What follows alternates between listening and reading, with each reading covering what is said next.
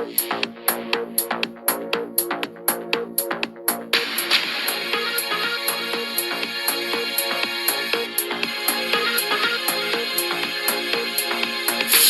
ጤና ይስጥልን ክቡራን የዩቲዩብ ቤተሰቦች፣ የሰዓቱን አጫጭር መረጃዎች እየቀርብ ያለው እስከ ፍጻሜው አብራችሁን ቆዩ።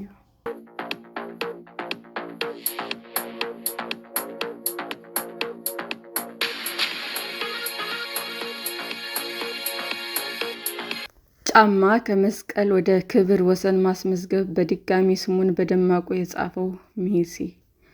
በአውሮፓውያኑ 2016 ሊዮኔል ሜሲ ከዓለም አቀፍ እግር ኳስ ራሱን አገልሎ ነበር። በወቅቱ በተካሄደው በኮፓ አሜሪካ የፍጻሜ ጨዋታ ላይ ሜሲ የመለያ ፍጹም ቅጣት ምትን በመሳቱ አርጀንቲና በቺሊ ተሸንፋ ነበር። አርጀንቲና በ9 ዓመት ጊዜ ውስጥ ለአራተኛ ጊዜ ለፍጻሜ ደርሳ ስትሸነፍ የተመለከተው ሜሲ ከዚያ በላይ ሕመሙን ሊቋቋመው አልቻለም። ለእኔ የብሔራዊ ቡድን ጉዳይ አብቅቷል ሲል በወቅቱ ተናገረ። የምችለውን ሁሉ አድርጌያለሁ፣ ሻምፒዮን አለመሆን ያማል ሲልም ስሜቱን ገለጸ። ይህ ከሆነ ከ10 ዓመታት በኋላ ግን አሁን ላይ ሜሲ ሀገሩ የዓለም ዋንጫ እንድታነሳ በመጫወት ብቻ አላበቃም።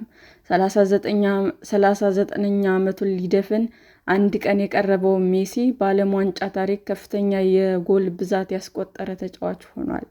ሜሲ በዓለም አቀፍ ጨዋታ ላይ ጫማ ለመስቀል ያሳለፈውን ውሳኔ መቀልበሱ ለራሱና ለሀገሩ ወርቃማ የስኬት ዘመን እንዲጻፍም አስችሎታል። አርጀንቲና ባለፉት 2 የኮፓ አሜሪካ ውድድሮች ዋንጫን ያገኘች ሲሆን ከ4 ዓመት በፊት በ2022 ላይ ደግሞ በአምበሏ ሜሲ እየተመራች የዓለም ዋንጫ ለ3ኛ ጊዜ አንስታለች። አርጀንቲና ሜሲ 7 ጎሎችን ያስቆጠረበት ያለፈውን የዓለም ዋንጫ ስታሸንፍ ከአውሮፓውያኑ በ1986 ወዲህ ለመጀመሪያ ጊዜ ነበር። ሌላኛው አርጀንቲናዊ ኮከብ ዲዮጎ ማራዶና በሩብ ፍጻሜ ጨዋታ እንግሊዝ ላይ 2 ግብ ካስቆጠረ ከ40 ዓመታት በኋላ ደግሞ ሜሲ ትናንት ሰኞ ምሽት በተካሄደው ጨዋታ አውስትራሊያ ላይ 2 ግብ በማስቆጠር በድጋሚ ታሪክ ጽፏል። የቢቢሲው ኮመንታተር ስቲቭ ቦወር ሌላኛው የሜሲ ሕያው ቅጽበት ሲልም ገልጾታል። ሜሲ በበኩሉ መጫወትና ሜዳ ላይ ጥሩ ጊዜ ማሳለፍ ያዝናናኛል ብሏል። ሰዎችም እንዲህ ሲሆኑ መመልከት፣ ይህንን አይነቱ ደስታ መስጠት መቻልም ያዝናናል ሲልም ስሜቱን አጋርቷል። በ8ኛው ደቂቃ ላይ የተሰጠውን የፍጹም ቅጣት ምት መሳቱ የጨዋታ አጀማመር ያማረ እንዳይሆን ቢያደርገውም ከ30 ደቂቃ በኋላ ይህን ክስተት ተረስቷል። ሜሲ የመጀመሪያ አጋማሽ ሳይጠናቀቅ በዓለም ዋንጫ ጨዋታ 17ኛውን ግብ በማስቆጠር በጀርመናዊ ተጫዋች ሚሮስላቭ ክሎዝ ተይዞ የነበረውን የከፍተኛ የግብ ብዛት ክብረ ወሰን ተረክቧል። ጨዋታው ሊጠናቀቅ ጭማሪ ደቂቃዎች እየተቆጠሩ ሳለ ደግሞ በሁለት ኦስትሪያ ተከላካዮች መካከል አሳልፎ በጠባብ ክፍተት መካከል ያስቆጠረው 18ኛ ግብ ተመዝግቧል። በቢቢሲ ራዲዮ 5 የቀጥታ ስርጭት ላይ የነበረው ስፔናዊው የእግር ኳስ ጋዜጠኛ ጎልም ባላገባ ለሊዮኔል ሜሲ ሐውልት ለማቆም ወይም በጋዜጣ ጥልቀት ትንታኔ ለመጻፍ ጊዜ የለንም፣ ፍጥነቱን ልንደርስበት አልቻልንም ብሏል። ሜሲ የትናንትናዎቹን ጨምሮ በ28 የዓለም ዋንጫ ጨዋታዎች 18 ግቦችን አስቆጥሯል። ሜሲ የዓለም አቀፍ ጨዋታዎች ላይ ጫማውን የመስቀል ውሳኔውን ከቀለበሰ በኋላ ለ6ኛ ጊዜ የዓለም ዋንጫ ውድድር ላይ የተሳተፈ ሲሆን 13 ግቦችንም አስቆጥሯል። በአስገራሚ ሁኔታ በትልቁ የዓለም እግር ኳስ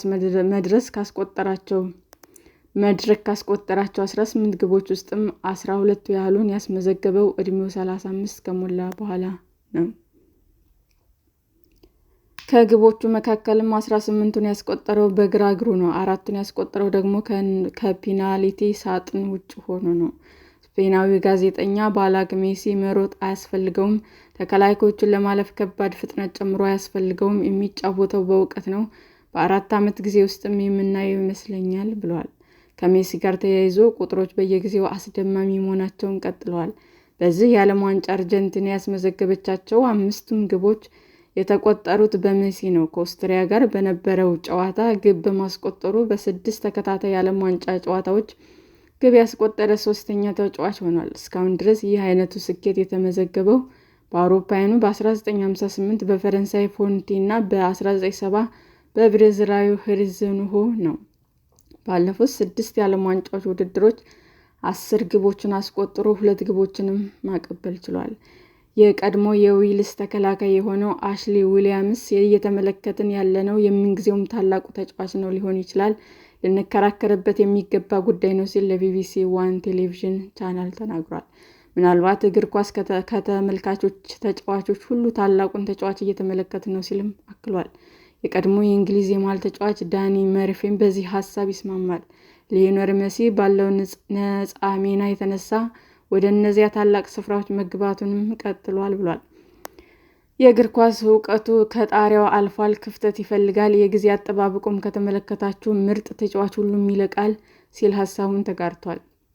የቀድሞ የፈረንሳይ አጥቂና የ2018 የዓለም ዋንጫ አሸናፊው ኦሊቨር ጂሩ ደግሞ አካላዊ ጉዳት እየደረሰበት አይደለም፣ ጤናማ የህይወት ዘይቤውን በጥሩ ሁኔታ እየጠበቀ ነው፣ ይህንን ማድረግ አለበት፣ ምክንያቱም ያለበለዚያ የዚህን ያህል እየተጫወትክ መቀጠል አትችልም ሲልም ተናግሯል። የማይታመን ነው፣ ጨዋታ በጨዋታ ላይ ያስከተለ እንዲጫወት ተባርኳል ብሏል።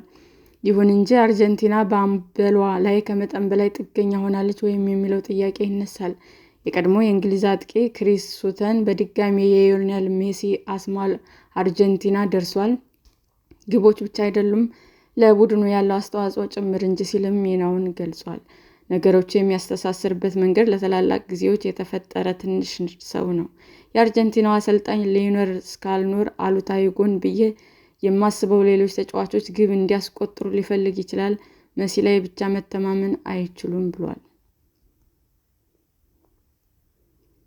በሽንፈት ውስጥ እንኳን ሜሲ ክብረ ወሰኖችን ይሰብራል። የግብ መረቡ ፊት ለፊት ሲገኝ በሚያሳየው ብቃት አርዕስተ ዜና ቢሆንም ያልተፈለጉ ክብረ ወሰኖችንም አስመዝግቧል። ከኦስትሪያ ጋር በነበረው ጨዋታ ላውታሮ ማርቲኔዝ መጠለፉን ተከትሎ አርጀንቲና ፍጹም ቅጣት ምት ሰጥቷት ነበረ። ሜሲ የመታው ይህ ኳስ ከግብ መረብ ውጭ ሄዷል። ሜሲ በፍጹም ቅጣት ምት በጣም እየተናደድኩበት ጊዜ ነበር፣ ምክንያቱም ስቼዋለሁ፣ በጣም በመጥፎ ሁኔታ ነው የመታሁትም ብሏል። እድለኛ ሆነን ያንን ሁኔታ መቀልበስ መምራትና 3 ነጥብ ማግኘት ችለናል ሲልም ከጨዋታው በኋላ ተናግሯል። ሜሲ በዚህ ምክንያት በዘንድሮ የዓለም ዋንጫ ፍጹም ቅጣት ምት የሳተ የመጀመሪያው ተጫዋች ሆኗል። በዓለም ዋንጫ ታሪክ ከመለያ ምቶች ውጭ 7 ፍጹም ቅጣቶችን በመምታት እንዲሁም 3 በመሳት ሪከርዱን ይዟል። ለአርጀንቲና ሲጫወት እንዲመታ ከተሰጡት 31 ፍጹም ቅጣቶች ወይም ምቶች ውስጥ በ6ቱ ግብ ማስቆጠር አልቻለም። ከኦስትሪያ ጋር የነበረውን ጨዋታ ለየት የሚያደርገው ፍጹም ቅጣት ምት ከሳተ በኋላ ግብ ያስቆጠረበት የአርጀንቲና ጨዋታ መሆኑ ነው። የቀድሞ የእንግሊዝ መሃል ተጫዋች ዳኒ መርፌም ዞሮ ሜሲ ሰው ነው፣ እንዲሳሳት ይፈቀድለታል ብሏል። ምናልባት ፍጹም ቅጣት ምቱን የሳተው እድል በተለመደው የራሱ የግብ ክህሎት በሚያስቆጥረው ግብ ክብረ ወሰን እንዲያዝ ሲቀናው ሊሆን ይችላል። መርፌ ሆን ብሎ ሊሆን ይችላል የሳተው ሲል ቀልዷል። ምናልባትም ክብረ ወሰኑን መስበር የነበረበት በተሻለ ጎል ነው ሲልም ተደምጧል። ሰላም ጤና ይስጥልን ውድ የዩቲዩብ ቤተሰቦቼ እንዴት ናችሁ? አዲስ ጀማሪ ነኝና ሰብስክራይብ ያደረጋችሁ አበረታቱኝ። አመሰግናለሁ። የዩቲዩብ አድማጮቻችን ለሰዓቱ ያቀረብኩላችሁ አጫጭር መረጃዎች ይህንን ይመስል ነበር። በሌላ መረጃ እስክንገናኝ ሼር፣ ላይክ፣ ሰብስክራይብ እንዲሁም ቢቀርብልን የምትሉት መረጃ ካለ ኮሜንት እያደረጋችሁ ቸር ቆዩን።